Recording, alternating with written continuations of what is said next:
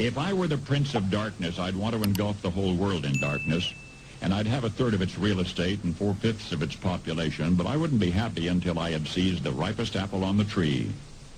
Thee. So I'd set about, however necessary, to take over the United States. I'd subvert the churches first. I'd begin with a campaign of whispers. With the wisdom of a serpent, I would whisper to you as I whispered to Eve, do as you please. To the young, I would whisper that the Bible is a myth. I would convince them that man created God instead of the other way around. I would confide that what's bad is good and what's good is square. And the old I would teach to pray after me, Our Father, which art in Washington. And then I'd get organized. I'd educate authors in how to make lurid literature exciting so that anything else would appear dull and uninteresting. I'd threaten TV with... Hello, brain rot? Hello? Everything else is uninteresting, right? I have to watch brain rot content 24 hours a day, otherwise it's boring. I can't even watch movies anymore. We can't even watch film anymore.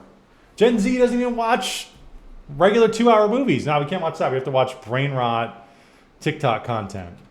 Dirtier movies, and vice versa. I'd peddle narcotics to whom I could. I'd sell alcohol to ladies and gentlemen of distinction. I'd tranquilize the rest with pills. Pills! There we If I go. were the devil, I'd soon have families at war with themselves, churches at war with themselves, and nations at war with themselves, until each in its turn was consumed.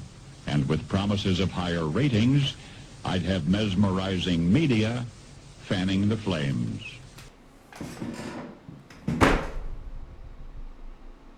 This is not exactly what's happening nowadays. I'm on the TL. I'm on Twitter. That's exactly what the media is doing. They're just fanning the flames, trying to get... Right? Trying to get the next scoop.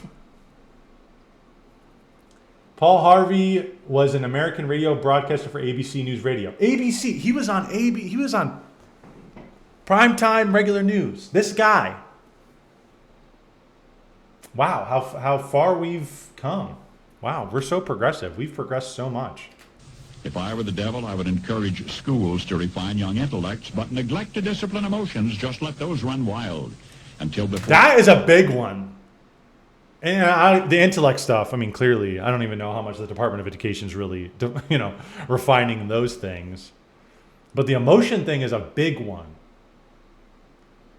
And partially, I think this goes in part with how technology in the market has kind of been this kind of panacea and tried to solve everything for us. And I think that having that always in your back pocket as a person and in a moment not getting what you want makes it feel so much worse.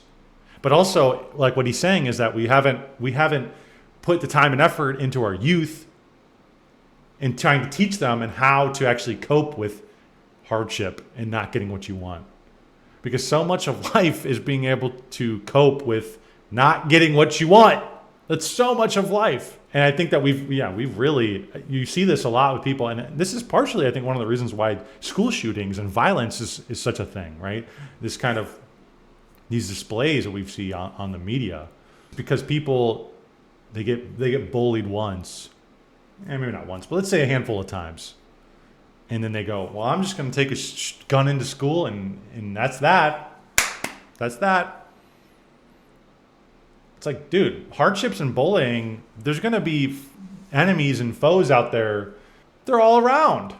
You have to figure out how to deal with those things. You have to be able to draw your sword and be able to fight back. But we haven't taught people how to cope with those things or how to address those things at all. That's such a big part. The intellect part, again, as little as the public education does that is something that is super focused on being smart, having the facts, knowing XYZ.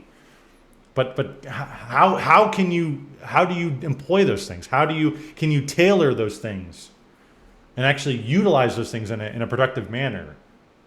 And I think that's like the emotions. Emotions put those on a guardrail to allow you to actually pierce through the bullshit and actually work towards something good and something great. Otherwise, if any little thing that comes at you is just so, you just don't know how to deal with it, well, guess what? The next thing you know, I'm pulling a gun out. When you read the Bible consistently, you look at every situation through the Bible. The sword.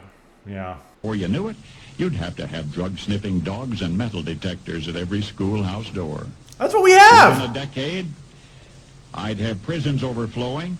I'd have judges promoting pornography. That's what we Soon have. I could evict God from the courthouse, then from the schoolhouse, and then from the houses of Congress. And in his own churches, I would substitute psychology for religion and deify science. I would lure priests and pastors into misusing boys and girls and church money. If I were the devil, I'd make the symbol of Easter an egg and the symbol of Christmas a bottle. If I were the devil, I'd take from those who have and give to those who wanted, until I had killed the incentive of the ambitious.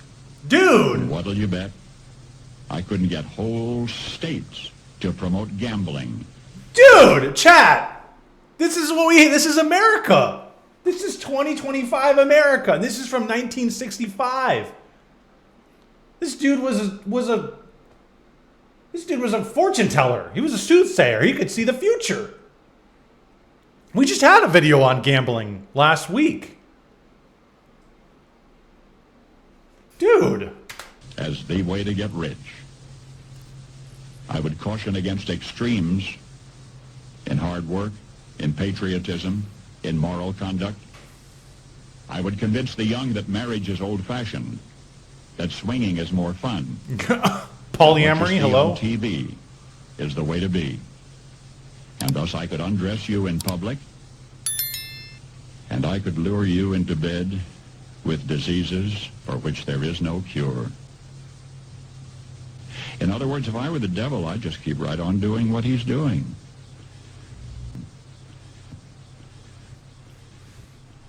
Whoa, dude. That is so prescient.